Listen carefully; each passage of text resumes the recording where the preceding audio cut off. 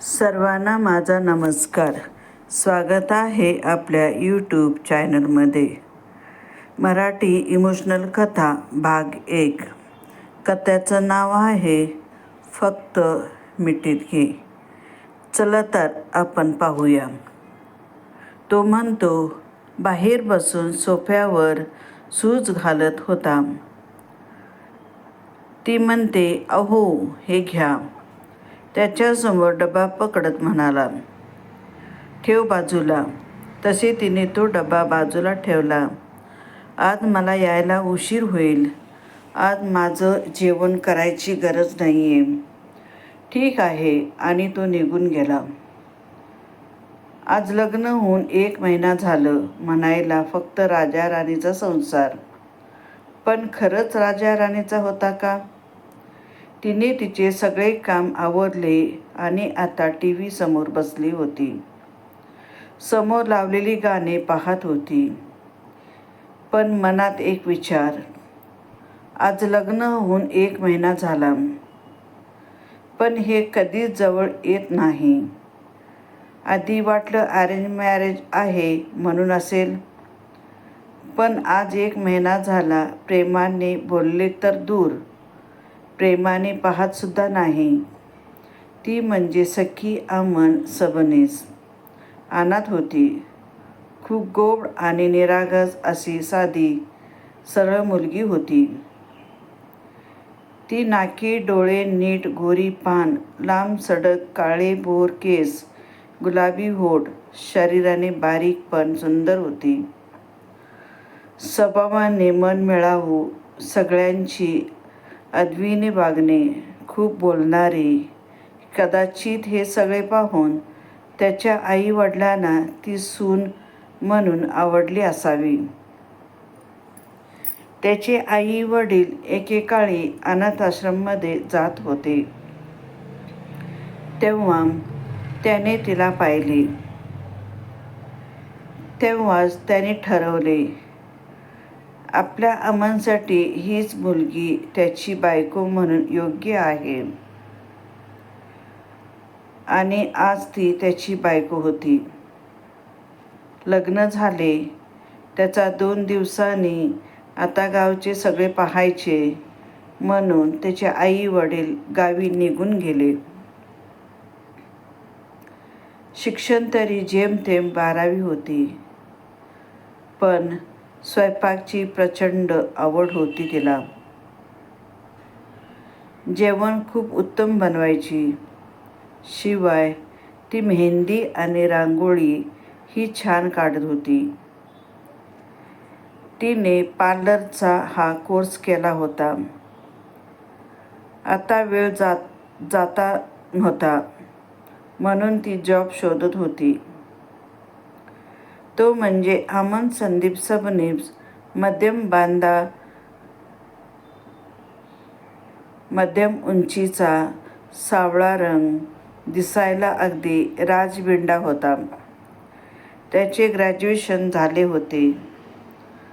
अमन एका मल्टीनॅशनल कंपनीमध्ये मॅनेजर होता. स्वभाव तसा शांतच होता. कामाचे काम ठेवायचा. बोलणे फार कमी असायचे. रात्री 9 वाजता ती जेवली आणि सगळे आवरले. थोडा वेळ टीव्ही पाहिला आणि मग बेडरूममध्ये जाऊन झोपली. दुसऱ्या दिवशी रविवार होता. सकाळी तिला जाग आली तशी ती उठली. बाजूला तो झोपलेला दिसला. शांतपणे झोपून होता. 5 मिनिटे ती त्यालाच न्याहाळत होती. रोजच्या रोज असाच दिनक्रम असायचा. त्याच्या आधी उठायची आणि अशीच त्याला 5-10 मिनिटे पाहत बसायची. थोड्या वेळाने उठली. तिने तिचे आवरले. आज तिने मुद्दाम साडी नेसली. ड्युटीला केस क्लिप मध्ये अडकून ती चहा नाश्ता बनवायला गेली. त्याला आवडतात म्हणून तिने साबुदाण्याचे वडे बनवले. एके बाजूला चहा पण केला. इतक्यात तोही आवरून बाहेर आला. दरवाजाला लावलेले वर्तमानपत्र घेऊन डायनिंग टेबलावर बसत वाचू लागला. तिने नाश्ता आणि चहा आणि त्याच्यासमोर ठेवले. त्याने खायचीही लगेच सुरुवात केली. त्याने तिच्याकडे पाहण्याची तसदीही घेतली नाही. तसा तिचाही हिरमोड झाला आणि ती किचनमध्ये येऊन तिथेच बसून तिने नाश्ता आणि चहा घेतला आणि ती दुपारच्या जेवणाच्या तयारीला लागली. इतक्यात त्याने आवाज दिला, "माझे जेवण बनवू नकोस, मी बाहेर जात आहे." असे म्हणून तो हात बेडरूममध्ये निघून गेला. तिला हे आता नेहमीचे झाले होते. प्रत्येक रविवारी तो बाहेर जायचा. कुठे जात आहे हे त्याने कधीच सांगितलेले नाही तिने कधीच विचारले. तिने तिच्यापुरती खिचडी बनवली. दुपारी 2च्या सुमारास तो तिच्या समोरून घराबाहेर पडला, पण तो एका शब्दाने देखील बोलला नाही. निघतो म्हणून तसा तो आजपर्यंत कधीच बोलला होता, जे तो आज म्हणणार होता. आज नेमकं तिच्या जीवाभावाची मैत्रिणीच्या शिवण्याचा कॉल आला. लग्न होऊन महिना झाला तरी सखी तिला भेटायला तयार होत नव्हती. शेवटी तिच्या हट्टापुढे सखी तिला भेटण्यासाठी तयार होती. ती अजून किती टाळणार होती? कोणतीही मैत्रीण हा प्रश्न जरूर विचारते, "कशी आहे?" लग्नानंतरची लाईफ आणि हिला ह्याचीच भीती होती. शिवाय तिची ती जवळची मैत्रीण असल्यामुळे ही तिला चांगलीच ओळखून होती. जेवण भांडी आवरून ती तयार व्हायला खोलीत निघून गेली. छान असा अनारकली ड्रेस घालून ती साधा सिंपल मेकअप करून घराबाहेर पडली. शिवण्या भेटल्यावर दोघींनीही एकमेकींना कडकडून मिठी मारली. लग्न झाल्यापासून ती तिला भेटली नव्हती, म्हणून आता थोडी भावणूक झाली. त्यामुळे तिच्या डोळ्यात अश्रू आले. "काय ग वेडे, रडतीस काय? तुला काही त्रास तर नाही ना?" तिला बाजूला करत ती म्हणाली, "अगं नाही, आपण खूप दिवसांनी भेटत आहोत ना, त्यामुळे हक्काची अशी तूच आहेस म्हणून जरा. हा मी नेहमीच असणार तुझ्यासाठी, त्यामुळे नो रोना धोना." तिचे डोळे पुसत ती म्हणाली. सखी म्हणते, "हो ग, ठीक आहे. बाकी तुझं मॅरेज लाईफ कसं चाललंय?"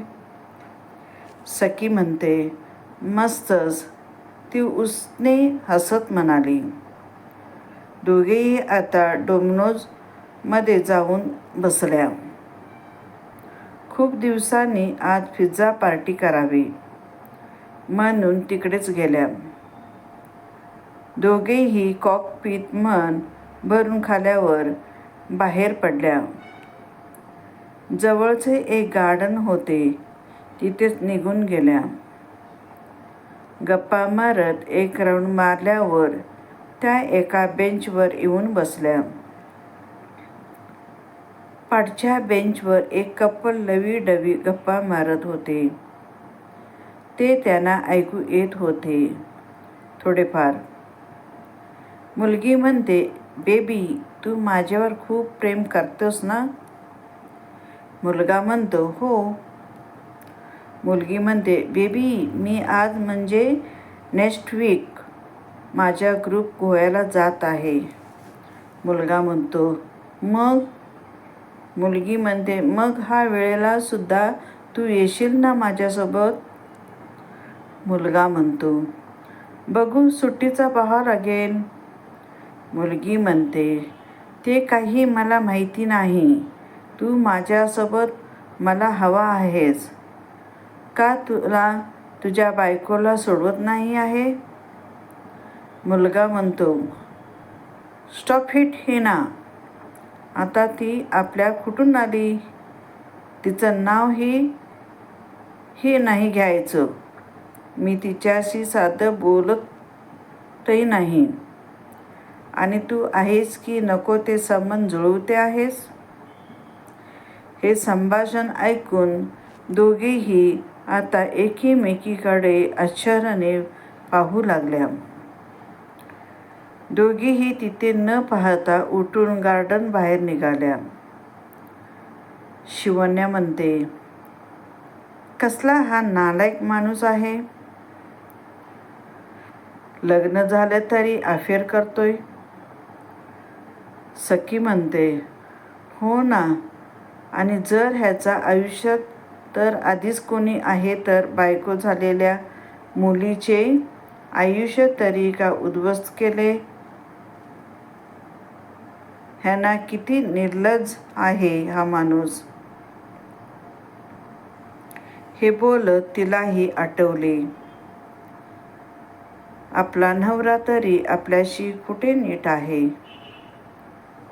ना बोलतो ना काही. कदाचित त्याचे असे काही नसेल ना? नाही, शक्यच नाही. पण जर असेल तर? नाही, असे काही नसेल. आजच विचारते, टेन्शन नको. शिवण्या म्हणते, जाऊ दे, सोड. आजची दुनिया की अशीच आहे. पैसेवाला मुलगा न बघता एखाद्या प्रामाणिक मुलगा शोधून मी माझ्यासाठी. सखी म्हणते, तुला कसं कळालं तो पैशावाला आहे? शिवण्या म्हणते, अगं थोडीफार. एका बाजूने त्याची झलक दिसली. आणि मुलगी अंग कसली हायफाय आहे. श्रीमंत ह्याची कोणती मुलगी गरीब मुलाच्या प्रेमात पडेल? सखी म्हणते, ते तर आहे ग. जाऊ दे, चल आता भाजी घेऊ मार्केटमधून. दोघीही भाजी घ्यायला मार्केटमध्ये गेल्या. चला तर पुढच्या भागाला आपण पाहूया. तोपर्यंत माझ्यासोबत राहा. धन्यवाद.